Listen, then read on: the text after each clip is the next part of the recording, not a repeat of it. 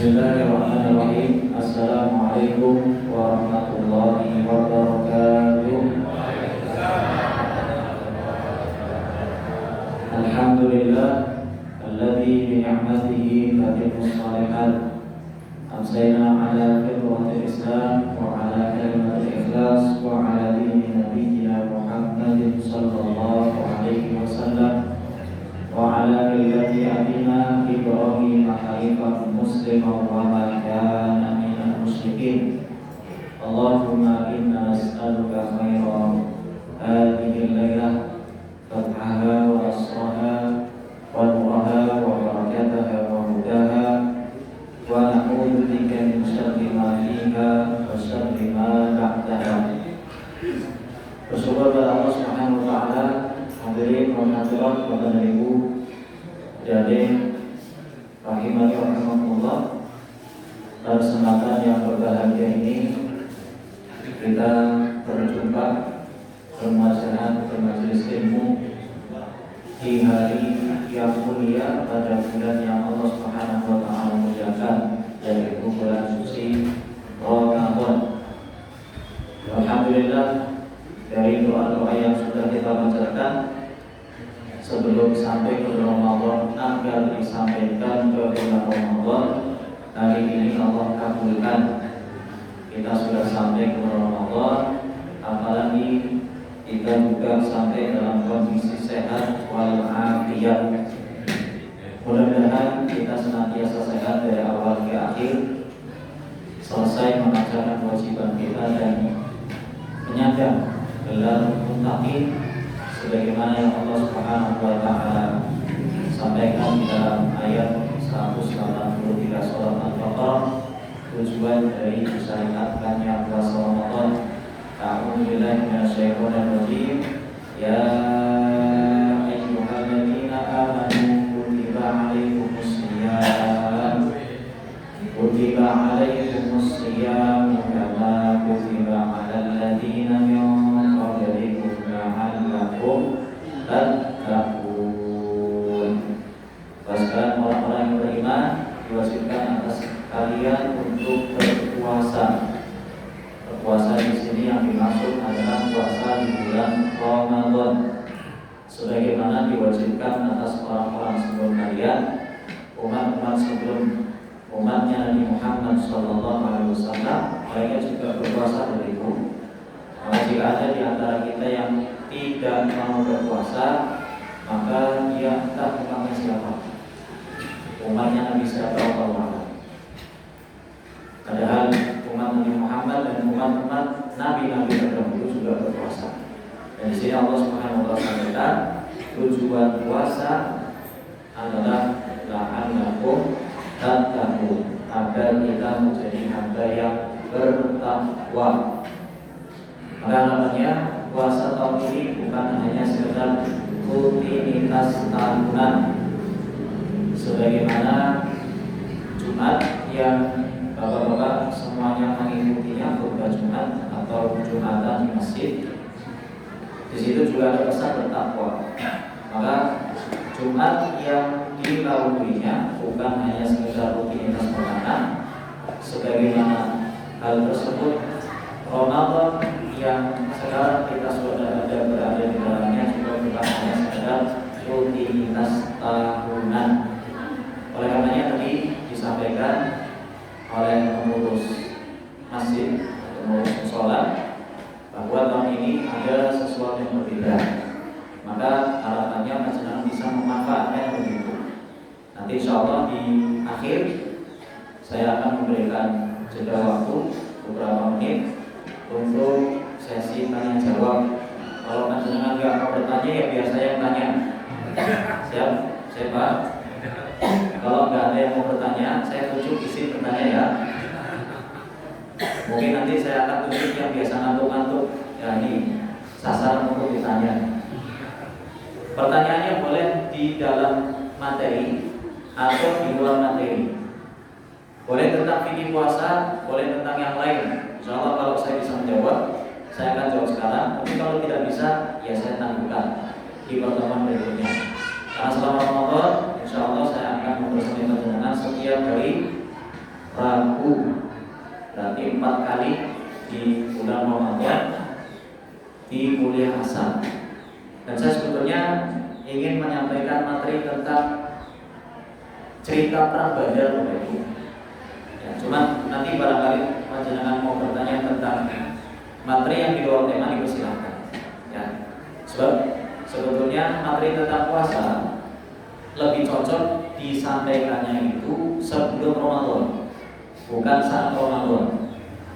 Jadi di dalam Ramadan ini materinya bukan materi tentang puasa. Ya mungkin cerepet-cerepet gak apa-apa, tapi tentang fikihnya, tentang persiapannya itu disampaikannya lebih pelajarinya sebelum Ramadan. Nah, sekarang pertanyaannya, belum apa-apa sudah menitanya. Pertanyaannya, panjenengan sudah mempelajari fikih puasa belum? Belum. Terus gimana nih puasanya? Bagaimana syarat-syaratnya, sunah-sunahnya, apa-apa saja yang membatalkan puasa, kemudian apa-apa yang tidak membatalkan puasa. Seperti misalkan, ada gak di antara panjenengan yang masih menganggap bahwa menelan ludah ini bagian dari membatalkan puasa? Menelan ludah membatalkan puasa gak Pak? Sebab ada Pak, masih ada mungkin orang hari ini yang memahami bahwa menelan ludah itu membatalkan puasa, padahal tidak. Kenapa tidak? Karena ludah ini adalah bagian dari tubuh kita sendiri yang ada di dalam. Maka kalau kita telan, gak ada pengaruhnya dengan puasanya kita. Ludah kita sendiri gitu ya, bukan ludahnya orang lain. Kalau ludahnya orang lain, itu kan otomatis memasukkan sesuatu yang dari luar, ya. Termasuk, maaf, ingus panjenengan. Barangkali ada yang doyan, ya. Itu ditelan gak apa-apa. Kan kalau udah gak ada rasanya. Kalau ingus ada rasanya gak apa? Ada rasanya. Itu ditelan gak apa-apa. Kenapa gak apa-apa dan tidak membatalkan puasa?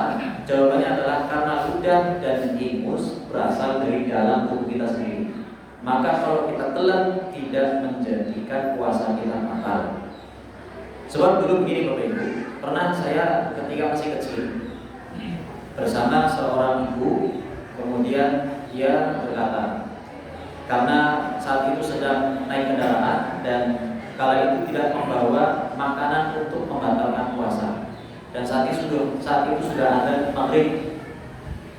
Terus ibu tersebut bilang ke saya, ya sudah, ngelek itu baik, ngelan ludah saja. Kalau ngelan ludah, ya nggak batal puasanya kita, belum sempurna, belum menyempurnakan, maksudnya apa istilahnya, berbuka. Kalau pengen berbuka ya harus memasukkan sesuatu yang dari luar, kemudian kita masukkan ke perut. Terus bagaimana kondisinya jika berkumur-kumur atau berwudu? Dalam bahasa Arab disebut dengan madmadah, berkumur-kumur. Hadirin sekalian Bapak Ibu yang mendengar ini sekilas tentang fikih puasa. Insya Allah saya akan masuk ke materi tentang perang Badar, ya. Sebab perang Badar ini juga terjadi pada bulan Ramadan. Mungkin juga cara materi tentang sirah nabawiyah disampaikan di kajian-kajian. Maka secara singkat mungkin saya akan sampaikan materi tentang perang Badar atau selama 4 tahun ke depan. Nanti tinggal 3 tahun lagi. Adapun kumur-kumur Bapak Ibu sekalian, kumur-kumur dalam gerakan wudu, para ulama berbeda pendapat. Satu, ada yang mengatakan sunnah hukumnya.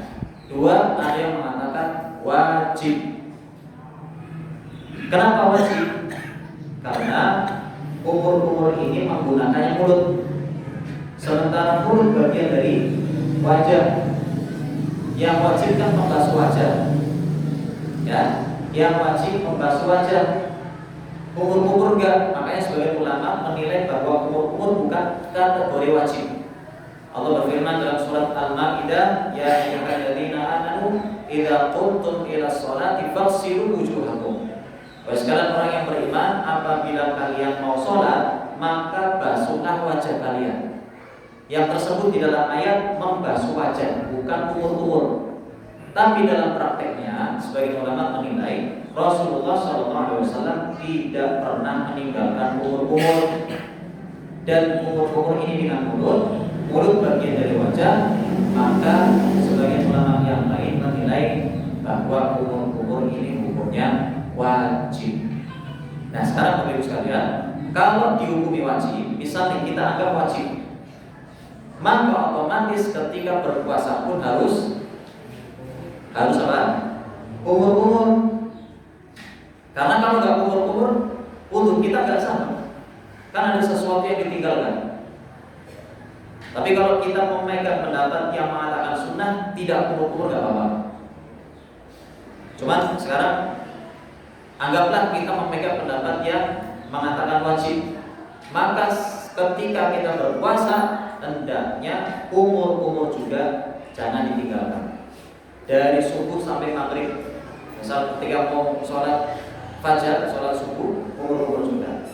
Mau sholat duha juga kumur-kumur. Zuhur, asar, maghrib juga kumur-kumur. Atau ketika kalau mau menjaga wudu juga harus kumur-kumur. Ya, sebab dihukumi apa? Wajib menurut satu pendapat.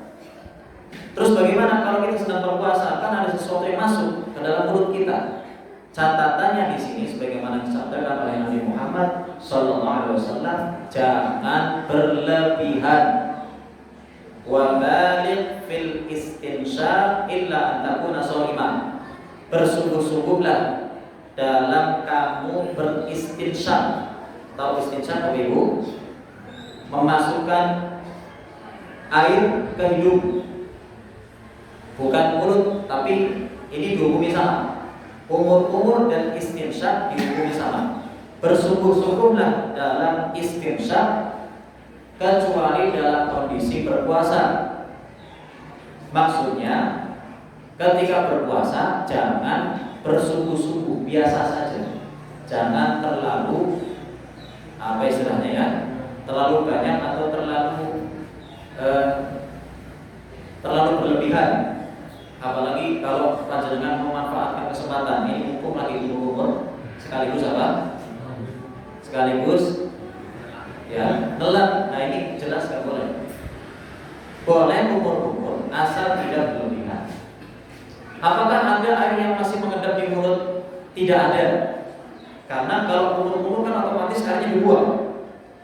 Maka sesungguhnya tidak ada lagi air yang ada di dalam mulut kita begitu. Kok rasa-rasanya masih ada Ustaz? Itu rasa panjenengan saja, perasaan panjenengan saja.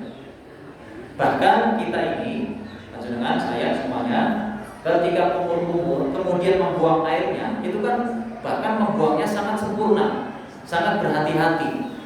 Sudah dibuang yang airnya, bahkan ludahnya kita juga buang. Jadi sebetulnya tidak ada sisa yang ada pada mulut kita. Maka jawabannya tidak mengapa berkumur-kumur, apalagi kalau kita mengambil pendapat ulama yang mengatakan bahwa kumur-kumur ini wajib hukum. Itu ya, ini sekilas tentang fikih puasa. Halo sekalian, Bapak Ibu rahimanahumullah, sekarang saya ingin menyampaikan materi tentang perang Badar. Tahu perang Badar Bapak Ibu? Perang pertama yang terbesar dalam sejarah umat Islam terjadi pada bulan Ramadan juga. Awal mula Allah Subhanahu wa taala menurunkan syariat puasa di tahun 2 Hijriah. Saat itu juga terjadi perang Badar. Ya. Saat itu juga terjadi perang Badar. Meskipun sebelum perang Badar terjadi ini terjadi juga peperangan-peperangan, tapi bukan perang besar. Hanya perang-perang kecil saja, semacam tawuran atau pertemuan antar kabilah ya, yang jumlahnya enggak sebanyak perang Badar. Kalau perang Badar berapa jumlahnya? Pasukan muslimin jumlahnya berapa Bapak Ibu? 300 belasan. Ada yang mengatakan 313, ada yang mengatakan 314 ya. Tapi yang jelas tidak ada yang mengatakan lebih dari 320. Intinya 300 berapa? Belasan. Untuk mudah mengingatnya 313. bukan 212 ya. Kalau 212 nomornya siapa?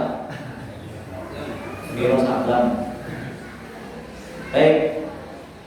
Adapun dari pasukan musyrikin kafir Quraisy, jumlahnya berapa Bapak Ibu? Awalnya 1.300, tapi ketika berhadapan di medan peperangan, jumlah mereka berkurang menjadi 1.000.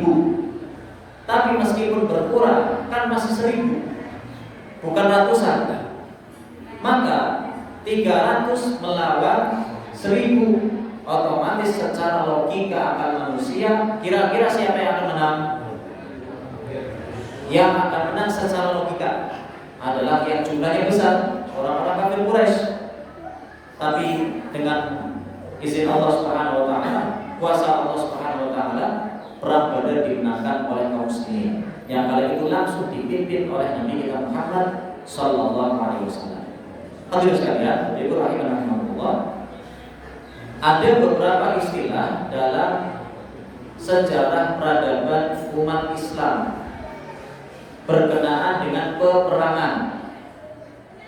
Yang pertama disebut dengan sariyah. Ini nanti kalau ada yang menjawab, kalau saya bertanya, kira-kira dimasukkan ke orang yang termasuk aktif kan? Bisa ya? Barangkali nanti gak ada yang bertanya, terus saya bertanya, saya tunjuk. Tadi yang saya sampaikan apa isinya? Siapa ya?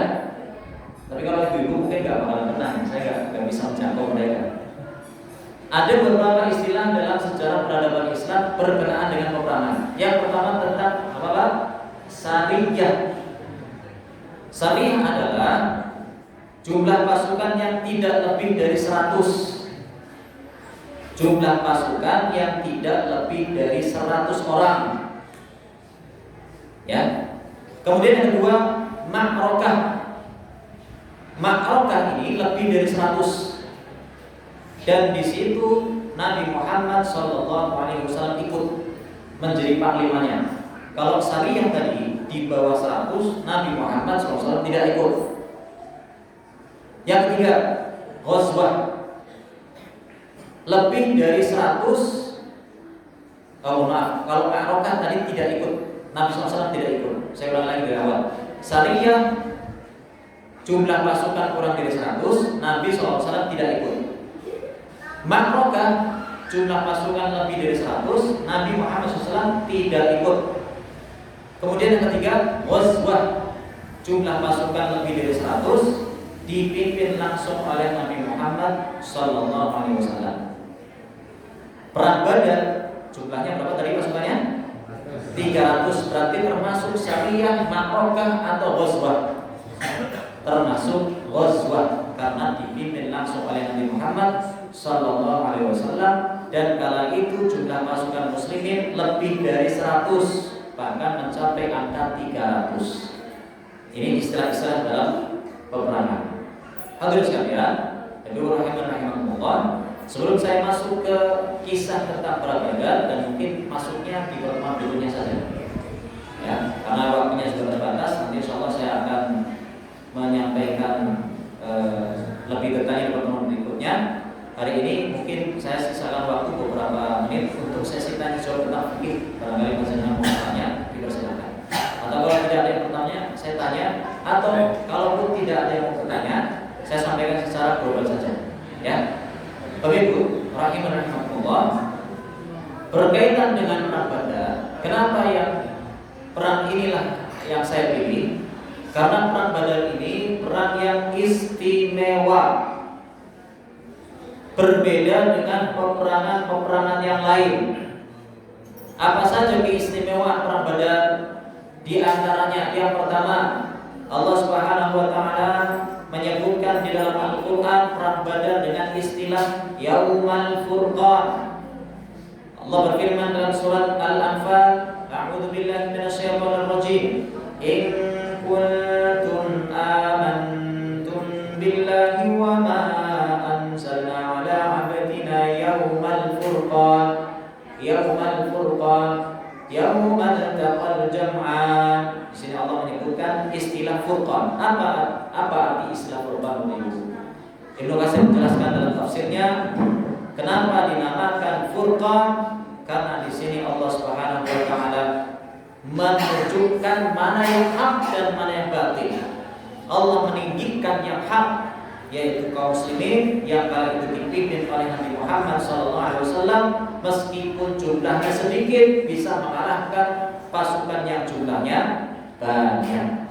Maka yang diperhatikan bukan jumlahnya, bukan kuantitas, tapi apa? Kualitas. Kita ini yang hadir banyak apa? Yang hadir kuliah sini banyak kan? Yang hadir kuliah asal ini banyak kan? Biasanya kalau saya hadir ke sini kuliah subuh nggak sampai ke teras-teras. Ini banyak. Cuman pertanyaannya, seberapa besar kualitas kita yang hadir ini? Seberapa besar perhatian kita terhadap kuliah asal ini?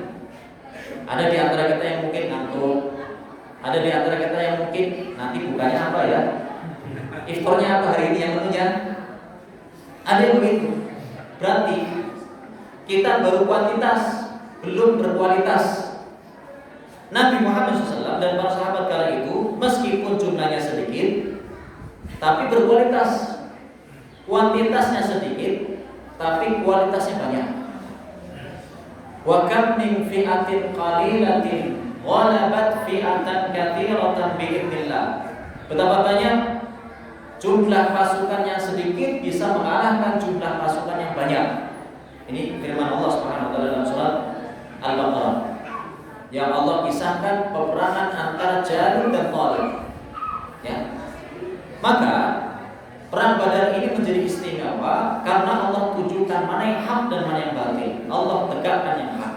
Karenanya disebut dengan Yaumul Furqan.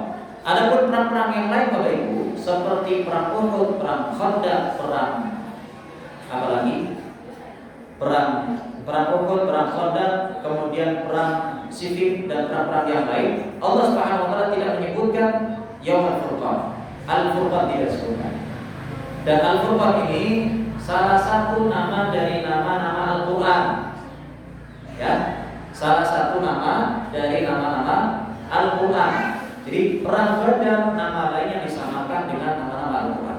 Ini satu dari sekian banyak keistimewaan perang Badar.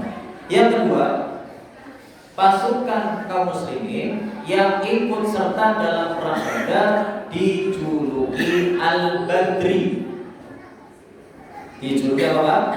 Al-Badri. Kalau pasukan muslimin yang ikut di perang Uhud tidak dijuluki Al-Uhudi. Yang ikut serta di perang Khandaq tidak dijuluki Al-Khandaqi. Tidak. Dan perang-perang yang lain tidak memiliki julukan, tidak memiliki gelar. Nah, kalau kita kan di sini banyak yang memiliki gelar. Kalau sampai kuliah S1, sampai S2, S3 punya gelar. Bahkan yang ijazahnya juga orang dipertanyakan sudah memiliki gelar. Sudah punya gelar Pak ya? Gelarnya beda-beda.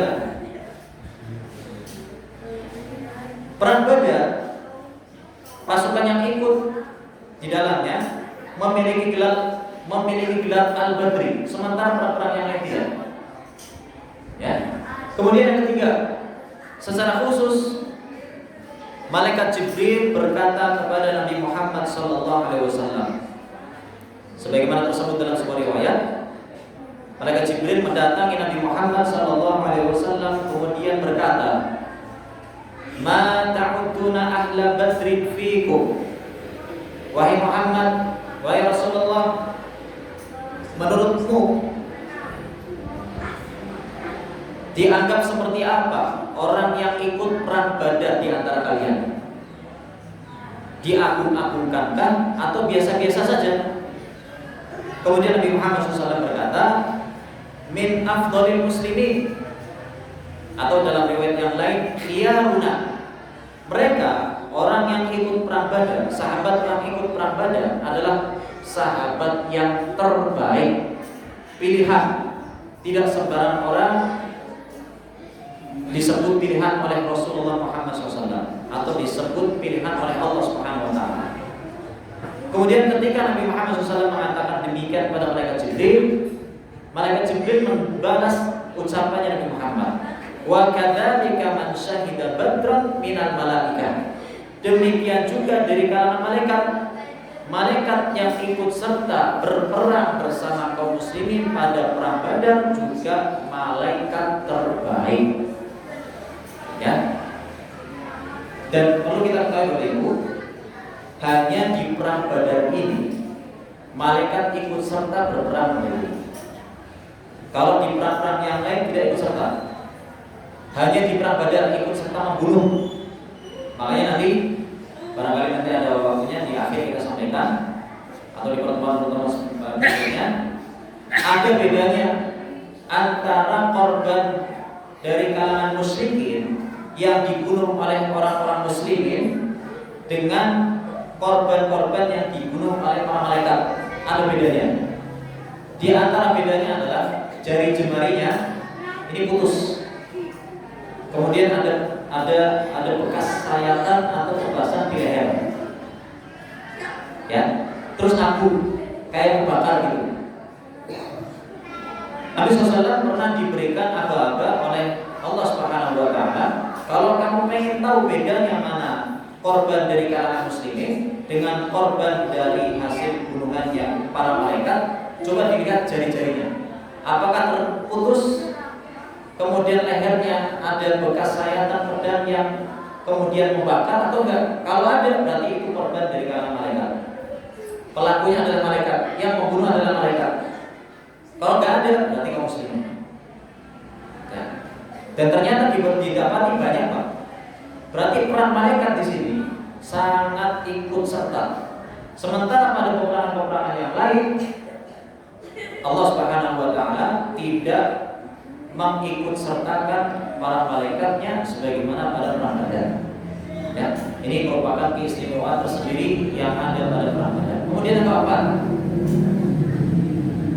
kenapa perang Badar ini menjadi istimewa? Karena pasukan muslimin yang ikut serta pada perang Badar dosanya diampuni. Dosa-dosanya diampuni. Yang telah lalu maupun yang akan datang. Masih ingat Bapak 4 hal ini yang saya sampaikan ini? Yang pertama, keistimewaan perang Badar apa? Yaumul Furqan. Yang kedua,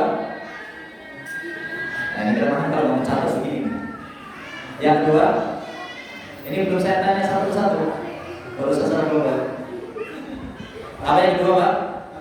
Al-Badri, memiliki julukan Al-Badri. Misalkan Abu Bakar Al-Badri, Umar Al-Badri.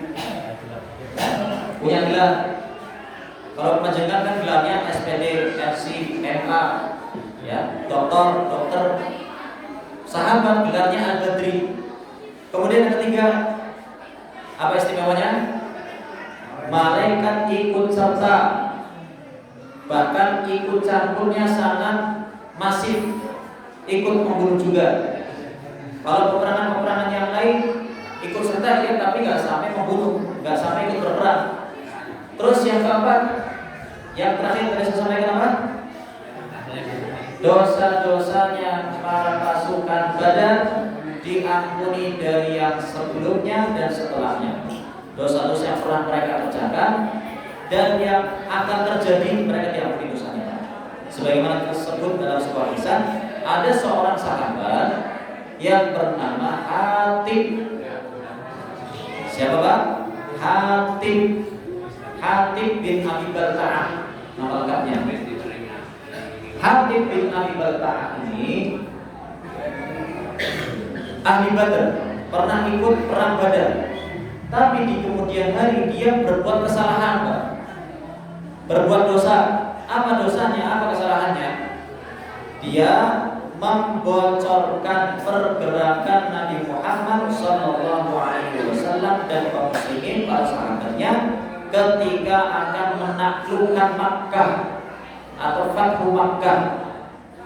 Jadi kala itu Nabi sudah mempersiapkan pasukannya untuk menaklukkan Makkah. Nah, persiapan Nabi ini dibocorkan oleh Hatib. Hatib ini mengabarkan kepada orang Makkah agar kalian bersiap-siap bahwa Muhammad dan para sahabatnya ini akan pergi ke Makkah menaklukkan kalian. agar kalian tidak ditaklukkan, maka siap-siaplah. Bahasanya begitu. Hatib membocorkan berita ini, Pak. Kemudian akhirnya ketahuan. Ketika ketahuan, Umar kala itu sudah sangat geram dan emosi. Dia sudah menjadi munafik, ya Rasulullah. Da'ni adribu 'unuqahu. Biarkan aku memenggal lehernya. Biarkan aku membunuhnya. Tapi apa kata Nabi Muhammad SAW? Innahu qad syahida Badra. Sesungguhnya wahai Umar, Hatib bin Abi Balta'ah adalah sahabat yang ikut serta pada perang Badar. Wa ma yudrika la'alla ittala 'ala man syahida Badra faqala i'malu ma syi'tum faqad ghafartu lakum.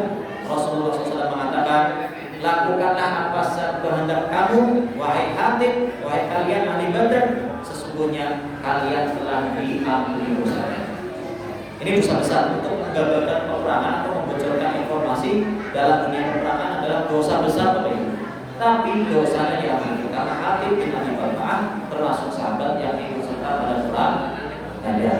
Hadirin sekalian, Bapak Ibu rahimankumullah, ini sekilas mukadimah tentang perang Badar, dan insyaallah pada pertemuan berikutnya saya akan menunjukkan materi tentang perang Badar, tapi tetap di akhir insyaallah saya akan sisakan waktu untuk sesi tanya jawab.